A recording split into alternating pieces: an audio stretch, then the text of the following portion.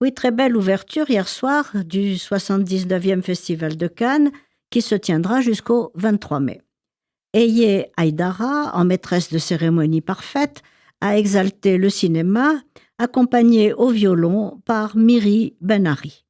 Une palme d'or d'honneur a été remise au grand cinéaste néo-zélandais Peter Jackson par son acteur fétiche Elijah Wood, le Frodon du Seigneur des Anneaux.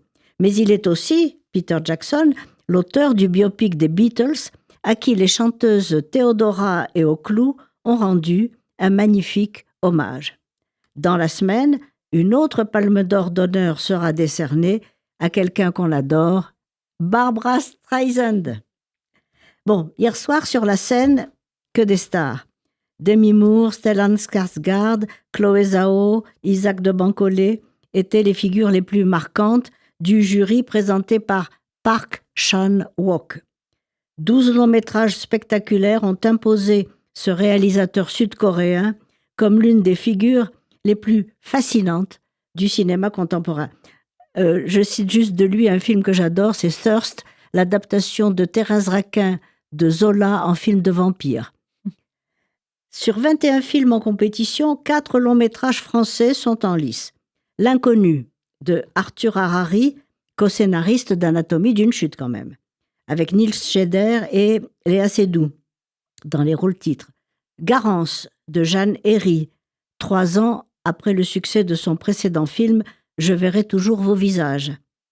Histoire de la nuit de Léa Misius, adapté du roman de Laurent Mauvigné avec Bastien Bouillon, Afsia Herzi, Monica Bellucci et Benoît Magimel.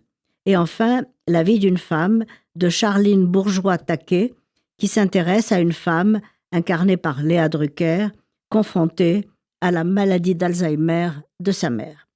Et on a pu voir hier, alors là on a vu un film hors compétition, La Vénus électrique de Pierre Salvadori, une sympathique comédie à la mise en scène flamboyante sur l'illusion du cirque, de la peinture, de l'amour, de l'art en général, et qui joue sur l'hypnose et la manipulation. Et qu'en est-il, Anne-Marie, du cinéma israélien ? Alors là, c'est le gros point noir de ce festival de Cannes. Parce que cette édition internationale, dans laquelle 140 pays sont représentés, exclut totalement le cinéma israélien. Ni en compétition, ni dans aucune section parallèle, il n'y a de film parlant hébreu. En France, le boycott est total. Bon, on peut se consoler en disant qu'on ne verra non plus aucun film italien. Thierry Frémaux choisissant ses films sur des critères plus politiques qu'artistiques. Pourtant, des Israéliens figurent au casting de plusieurs productions majeures. Dans Minotaure, du réalisateur russe Andrei Zvyagintsev, l'auteur du Retour et de Léviathan, en compétition, on retrouve 2 acteurs israéliens, Vladimir Friedman, actuellement à l'affiche de la série Bad Boy sur Netflix, et Anatoly Biely, actuellement à l'affiche de Crime et Châtiment au théâtre Guécher. Minotaure, ce film filmé à Riga en Lettonie, raconte l'histoire d'un homme d'affaires russe contraint d'envoyer ses employés combattre en Ukraine. Heureusement, 3 réalisateurs juifs, et non des moindres, ont été sélectionnés. L'américain James Gray, qu'on adore bien sûr, présente Paper Tiger avec Scarlett Johansson et Adam Driver, qui raconte l'histoire d'une famille juive et de 2 frères qui poursuivent le rêve américain et se retrouvent mêlés à la mafia russe. Parmi les producteurs du film, on retrouve l'Israélien Lee Broda, qui s'est fait un nom à Hollywood. Le grand cinéaste américain Ira Sachs présente The Man I Love, une de ses comédies new-yorkaises dont il a le secret. Laszlo Nemes présente son film sur Jean Moulin, qu'il avait annoncé ici même au cours de son interview par Sandrine et moi-même,